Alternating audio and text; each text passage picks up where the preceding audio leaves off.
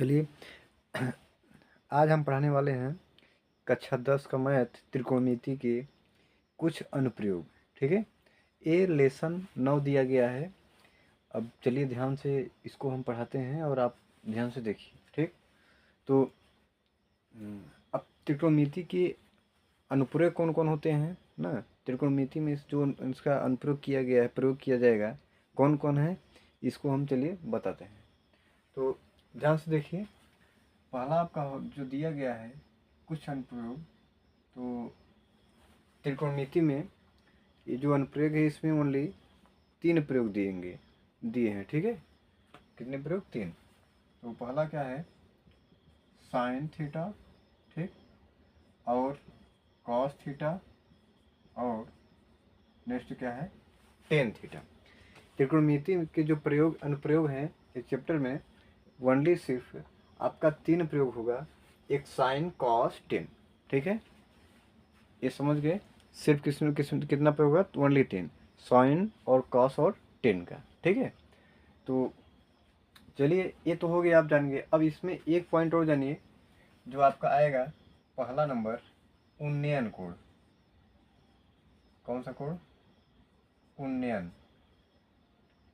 उन्नयन कोण क्या होता है?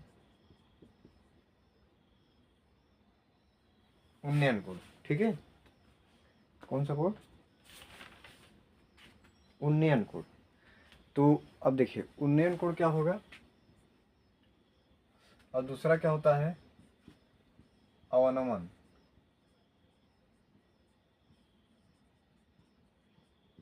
दूसरा है अवनमन कोण। पहला उन्नयन कोण है, दूसरा अवनमन कोण।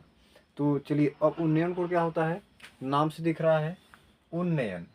उ मतलब ऊपर, नयन मतलब का आँख। मतलब अपने, मान लीजिए कोई मीनार है, ठीक है, या कोई चोटी हो, कोई पहाड़ हो सकता है, इसमें ऐसा करके आएगा। मान लीजिए ये आपका कोई मीनार है, ठीक, ये आपका हो गया कोई मीनार है। अब उन्नयन, अब यहाँ से कोई व्यक्ति, यहाँ से कोई पर्सन जो है यहाँ ऊपर की ओर देख रहा है। किस तरफ? ऊपर तरफ। ठीक है, जरा देखिए ध्यान से। अब यहाँ पर मान लीजिए यहाँ पर एक मीनार छोटी, यहाँ से कोई देख रहा है यहाँ ऊपर की तरफ। ठीक है, तो इसी को जब कोई नीचे से, यहाँ से मान लेते हैं ये आपका हो गया। अब यहाँ से कोई जब देख रहा है व्यक्ति यहाँ ऊपर की तरफ, ठीक है, तो अब मतलब जो नीचे से ऊपर की चोटी तरफ देखता है, मीनार तरफ देखता है, ठीक है, उसे क्या कहेंगे, उन्नयन कोण। तो यहाँ पर क्या बनेगा, कोई एंगल बनेगा इस बिंदु से, समझ में आया कि नहीं? तो इसलिए इसे क्या कहेंगे, उन्नयन कोण। और अवनमन कोण क्या होता है, जब ऊपर से नीचे की तरफ देखते हैं तो वो क्या होता है, अवनमन कोण होता है। ठीक है, तो बस आपको इतना ही जानना है कि उन्नयन कोण, कोई व्यक्ति जब नीचे से कोई मीनार तरफ देखता है, ठीक है, तो वहाँ पर उन्नयन कोण होगा, और ऊपर से नीचे तरफ देखेगा तो क्या हो जाएगा, अवनमन कोण होगा। ठीक है, तो चलिए अब यहाँ पर जो दिया गया है इसको हम थोड़ा सा आपको बताएंगे कि नेक्स्ट क्या है। ठीक है, तो इसमें अब यहाँ देखिए क्या बनेगा, थीटा बनेगा। इसको हम कोई बिंदु दे देते हैं, ए बी और सी है।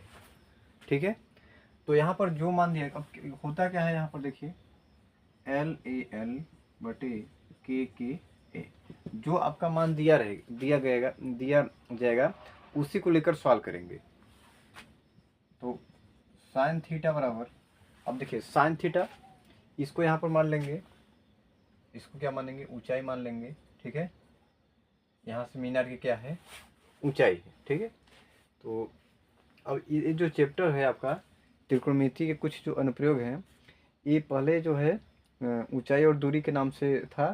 ठीक है, आज अब जो है त्रिकोणमिति के कुछ अनुप्रयोग कर दिया। तो ध्यान से देखिए, साइन थीटा बराबर आपका क्या होता है, लंब बटे क्या होता है, कर्ण होता है। और कॉस थीटा बराबर क्या होता है, आधार बटा कर्ण होता है। अगला क्या होता है, टेन। तो टेन थीटा बराबर लंब बटा आधार होता है। टेन थीटा क्या होगा, लंब बटा आधार। ये जो लिखवाए हैं हम आपको साइन कॉस टेन, इसलिए लिखवाए हैं कि जो आपका मान दिया जाएगा यहाँ पर मीनार में, ठीक है, जो यहाँ पर दिया गया क्वेश्चन, इसमें जो मान दिया रहेगा उसी को लेकर हम सॉल्व करेंगे। ठीक है, इधर देखिए, यदि यहाँ पर ऊंचाई दिया रहे, मान लेते हैं कोई मीनार की क्या है ऊंचाई है, और यहाँ पर दिया रहेगा ओनली कोई चौड़ाई दिया रहेगा, ठीक है।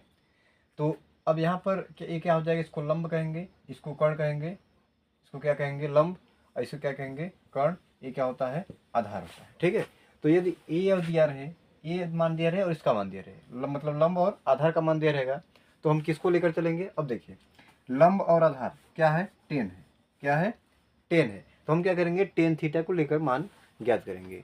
इतना समझ में आया, इसलिए हम इसको लिखवाएं। यदि आपका देखिए, यदि दिया रहे लंब और कर्ण दिया रहे, क्या दिया लंब और कर्ण दिया रहेगा, तो हम किसको लेकर चलेंगे, देखिए लंब कर्ण किसका है, साइन को, तो हम क्या करेंगे, साइन को लेकर के सॉल्व करेंगे। ठीक है, अब यहाँ एक चीज़ और बता दें, जो थीटा का जो मान दिया रहेगा, हम थीटा की जगह पर लिखेंगे। ठीक है, जैसे थीटा का मान कोई दे दिए, 15 अंश दे दे, ठीक है, 45 अंश दे दे, ध्यान से देखिए, थीटा का मान यदि क्या दे दे 45 अंश, तो हम क्या करेंगे, थीटा जो आपका थीटा की जगह है वहीं पर हम क्या रखेंगे, आपका उसी का मान रखेंगे। ठीक है, तो अब चलते हैं इसके प्रश्नावली पर, एक्सरसाइज 9A का पहला क्वेश्चन। ठीक है, तो उसमें आपको बताएंगे, वो सॉल्व कराएंगे तो आपको बढ़िया से समझ में आएगा। चलिए, ये पहला क्वेश्चन है प्रश्नावली 9A का। कहा है कि भूमि के एक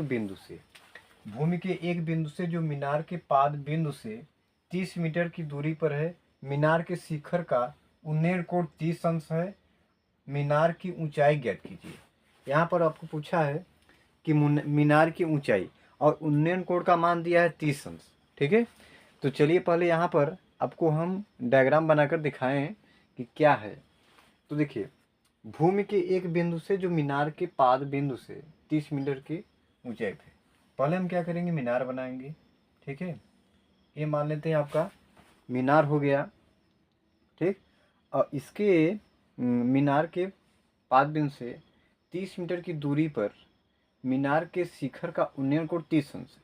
अब देखिए, यहाँ की जो दूरी है ये क्या कितना है, 30 मीटर है। ठीक है, ये कितना है, 30 मीटर है। ठीक, ये कितनी दूरी है, 30 मीटर। और यहाँ पर कहा है इसके उन्नयन कोण, उन्नयन मतलब यहाँ से कोई व्यक्ति देख रहा है यहाँ पर मीनार की तरफ, तो यहाँ से यहाँ हम क्या करेंगे, ऐसे मिला देंगे। इतना समझ में आया। तो अब यहाँ थीटा कितना, कोण का मान कितना दिया है, 30 अंश। ठीक है, और देखिए वहाँ लिखा है जो आपका व्यक्ति देख रहा है, और वो कोण का मान कितना है, 30 अंश। और पाद बिंदु से मीनार के पाद बिंदु से 30 मीटर की दूरी पर मीनार के शिखर का उन्नयन कोण 30 अंश, ये हो गया। अब देखिए, इसको हम कोई बिंदु ए मान लेंगे, बी मानेंगे और सी मानेंगे। अब यहाँ पर ए बी सी हो गया। ठीक है, अब इसको क्या मान लेंगे, ऊंचाई मान लेंगे, तो एच, इसको क्या मानेंगे, दिया नहीं है तो हम क्या मानेंगे, एच। ये क्या है आपका ऊंचाई, डिस्टेंस। ठीक है, ये आपका क्या है, ऊंचाई कितना है, ऊंचाई हम एच मान लिए। तो चलिए, अब ये जो दिया है उसको हम राइट करेंगे। ठीक है, तो पहले दिया है माना मीनार की ऊंचाई। ठीक है, ऊंचाई बराबर ऊंचाई मतलब BC बराबर कितना है, H दिया है।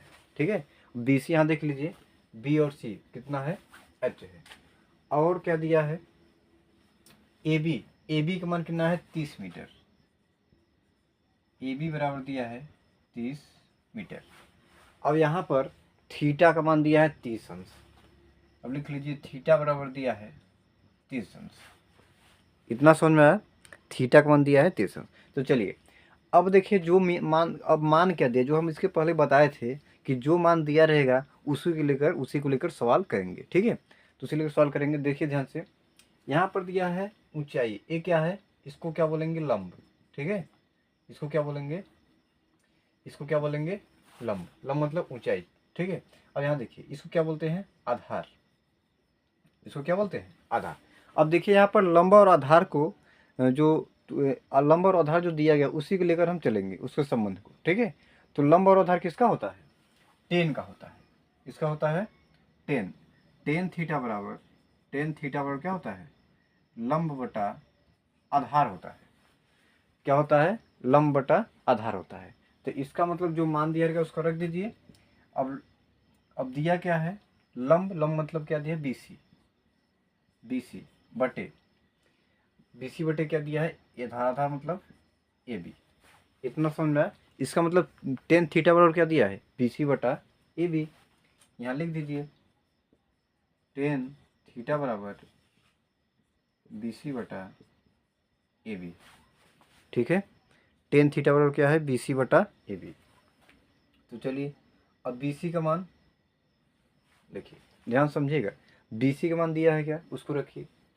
तो अब बीसी का मान एच है, बराबर यहाँ लिखेंगे एच बटे ए बी का मान दिया है 30। ए बी का मान कितना दिया है, 30।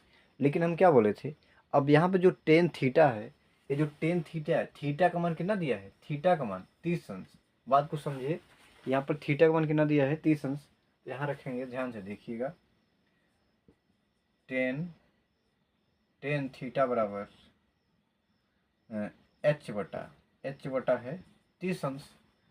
तो टेन थीटा, अब थीटा का मान 30 अंश है, यहाँ लिखेंगे 30 अंश बराबर एच बटा 30। ये जो 30 मीटर है, ये इसका पाद बिंदु मतलब मीनार के पाद बिंदु से 30 मीटर की दूरी, ठीक है, भूमि के। तो अब देखिए, अब यहाँ पर हमको जानना है, अब हम क्या बोले थे, जो मान दिया रहेगा उसी लेकर चलेंगे। तो टेन 30 अंश का मान कितना होता है, उसको रख दीजिए।